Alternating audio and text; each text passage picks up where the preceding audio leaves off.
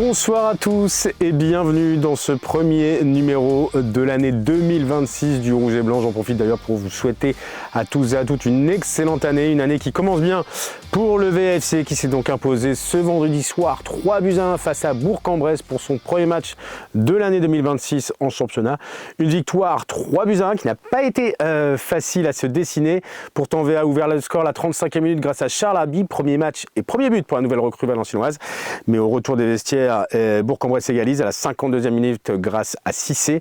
On commence à douter du côté des nordistes, mais heureusement les remplaçants vont faire la différence. À peine entré en jeu à la 66e minute, Gaëtan Courtet redonne l'avantage au VFC. Et en fin de match, c'est Alain Ipielé qui à la 90e plus 6 s'en va donner un plus large succès au VFC. On va savourer cette victoire en regardant quelques images de fin de match. Le but d'Ipielé, la joie après le but, la joie à la fin du match et quelques réactions. Je vous laisse découvrir tout ça.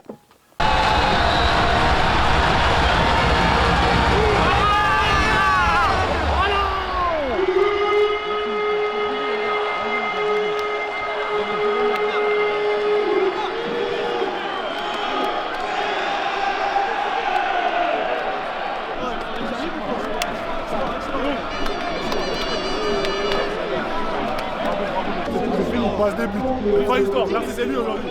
C'est lui là. But passe des, c'est lui. Merci.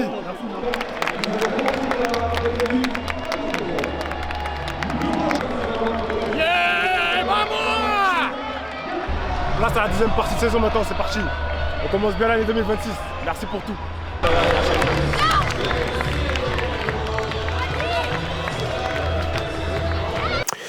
Et après les images de joie, place aux réactions. On écoute tout de suite Stéphane Moulin, l'entraîneur du VAFC, forcément satisfait et soulagé de cette victoire face aux Bressans. Avec Stéphane Moulin, l'entraîneur du VAFC. Bonsoir Stéphane. Bonsoir.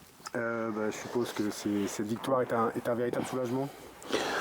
Un soulagement, oui, une satisfaction surtout, parce que bon, quand ça fait un moment qu'on n'a pas gagné et qu'on reste sur une série comme on était, on avait hâte de regagner, donc on l'a fait ce soir. On va pas s'enflammer, évidemment, mais on va savourer quand même, parce que d'abord ça fait du bien et ensuite ça fait plaisir. Qu'est-ce que tu retiens de cette victoire? On a vu une bonne première mi-temps, vous menez 1-0, vous avez les occasions pour mettre le deuxième, finalement vous ne les mettez pas, et du coup début de deuxième mi-temps, Bourg égalise. Ouais, Bourg égalise sur son premier tir, puisque les stats à la mi-temps c'est 10 tirs à 0 pour nous. Malheureusement, on n'a qu'un but d'avance et on sait très bien, quand c'est aussi contre nous, on sait que le match n'est pas fini et qu'ils ont profité d'une petite erreur de notre part et sur le seul tir à ce moment-là, ils arrivent à égaliser. Donc on prend un peu un coup sur la tête parce qu'on a le sentiment de nouveau que rien n'est aligné. Mais je dois louer ce soir l'état d'esprit des joueurs et aussi des rentrants. Parce que ce que je leur ai dit à la fin du match dans le vestiaire, une équipe c'est pas 11 joueurs, c'est un groupe et les garçons qui sont amenés à rentrer sont rentrés avec beaucoup de détermination, ils ont apporté, ils ont marqué un but chacun, donc ça c'est hyper important. Et on n'a pas renoncé à 1-1, on aurait pu aussi baisser les bras. Ils ont une balle de 2-1, ça aurait été extrêmement cruel, ça aurait fait 2 tirs de but, mais on a subi ça tout au long de la première partie, donc je ne vais pas dire qu'on a de la chance, ce soir on finit quand même à 16 tirs à 6 pour nous. Donc, moi j'ai bien aimé la maîtrise qu'on a eue de la première période. C'est-à-dire qu'on a contrôlé le jeu sans se mettre en difficulté, en se créant des occasions. Alors il aurait fallu simplement creuser un peu l'écart, mais on l'a fait à la fin, sur le tard. Et c'est bien aussi d'être allé chercher un but libérateur dans les arrêts de jeu, parce que ça clôture le match et à ce moment-là, ils ont joué leur va-tout et c'est logique. On ne sait pas ce qui peut arriver dans les derniers instants, surtout que une fois n'est pas coutume, 6 minutes d'arrêt de jeu, c'est la première fois en national depuis nous qu'on joue en tout cas, on n'a jamais eu 6 minutes d'arrêt de jeu, donc on a su faire front. Et puis, permis de marquer un troisième. Exactement, donc ça nous a permis de gagner de manière un petit peu plus large. Tu as loué l'apport des entrants, Gaëtan Courtet et Alain Ipielé. Un mot aussi sur les nouveaux qui ont débuté, Erin, Charles Haby, qui premier match, premier but, et également Brian Passy derrière. Pour Charles, ça s'est vu, c'est celui qui était le plus en rythme, c'est normal. Il a fini l'année. Les deux autres n'avaient pas joué depuis un moment. Ça s'est vu aussi en termes de rythme. Mais bon, je suis satisfait. Dans l'ensemble, je suis satisfait. Voilà, celui qui a manqué le plus de rythme, c'est Brian, notamment en deuxième mi-temps. Les jambes commencent à être lourdes, mais il n'a pas joué depuis 6 mois. Donc c'était un peu un pari. Alex Coef n'était pas prêt non plus pour démarrer parce qu'il revenait de blessure. Il a fait une petite semaine de travail. Mais je suis satisfait. Je suis satisfait de ce qu'ils ont apporté. Et je suis surtout satisfait de l'état d'esprit. Voilà. C'est ça, c'est ce qui a laissé transparaître sur le terrain. Bah oui, c'est important. Je crois tellement en ça que j'espère qu'on va... on en a pris le chemin ce soir. J'espère que ça va durer, mais j'ai senti toute la semaine beaucoup d'attention, de concentration et d'application. Donc voilà, une chose à signaler, ce ne sont que des matchs de préparation, mais on a marqué 3 buts à chaque match sur les 3 matchs depuis le début de la reprise, donc c'est bien, il faut continuer. Ça ne sera pas la même, évidemment, musique certainement au Puy, qui a une très très bonne équipe. Mais on va savourer ce soir et puis on va préparer le match du Puy en début de semaine prochaine. Merci beaucoup Stéphane et bravo pour cette première victoire de l'année. Et après Stéphane Moulin, place à Mabrouk Roué, le milieu de terrain du VAFC, qui réagit suite à cette victoire valenciennoise. On l'écoute tout de suite. Avec Mabrouk Roué, le milieu de terrain du VAFC, Mabrouk, je suppose que oui, c'est une vraie satisfaction ce soir. Ouais, ça fait après une longue trêve. Ça fait plaisir de revenir et de jouer à la maison et d'accrocher les 3 points. On emmène 1-0, on se fait revenir à 1-1. Et ce qui fait le plus plaisir, c'est qu'il n'y a personne dans l'équipe qui a baissé les bras. Sur ce qu'on a pu voir en 2025 et maintenant, il y a des choses qui ont changé. Et j'espère que ça va continuer comme ça et qu'il va falloir toujours pousser. Quand tu dis il y a des choses qui ont changé, ça veut dire c'est quoi? C'est l'état d'esprit, vous vous êtes parlé, En fait, il n'y a pas besoin de se parler autant en fait. On le voit directement en fait dès qu'on se prend le but. C'est sûr qu'on est un peu déçu, mais les gars ils n'ont pas lâché et ça c'est un truc qui s'est rarement passé. En première partie de saison. Ouais, exact. En première partie de saison, ça s'est rarement passé. Et là, ça fait 2 matchs consécutifs, malgré qu'on perd le dernier match contre Sochaux à domicile. Mais on ne lâche pas. On essaye de ne pas lâcher et quand on est comme ça, on est solide. Il y a aussi les entrants qui vous ont fait du bien, Gaëtan et Alain qui sont rentrés en deuxième mi-temps et qui ont été les 2 buteurs. Ouais, ça nous a beaucoup apporté avec Gaëtan qui est un point d'appui. Surtout avec son expérience, il nous a beaucoup aidé et Alain avec sa technique et sa rapidité, ça a été pas plus facile, mais ça nous a beaucoup aidé en deuxième mi-temps parce que l'équipe de Bourg, au bout d'un moment, ils ont commencé un peu à sortir, donc ça fait qu'il y avait beaucoup plus d'espace. Donc ouais, ils nous ont beaucoup aidés et ça c'est très bien, les remplaçants ils font souvent leur taf. Est-ce que vous avez douté au moment où Bourg égalise? Parce que la première mi-temps elle est à sens unique, 10 tirs à 0 nous a dit le coach, mais vous n'en marquez qu'un. Est-ce que vous avez douté quand Bourg égalise en vous disant c'est le retour des vieux démons?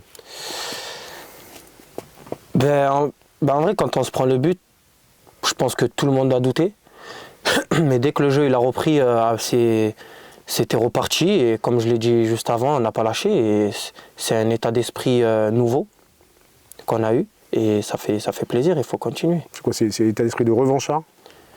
Comme il a dit le coach, il faut être revanchard et il n'y a que comme ça qu'on va gagner, il faudra prendre match après match. À confirmer la semaine prochaine sur la pelouse du Puy-en-Velay. Ça va être un peu plus compliqué mais on va devoir faire le taf, c'est le foot. Merci beaucoup Mabrouk. Merci.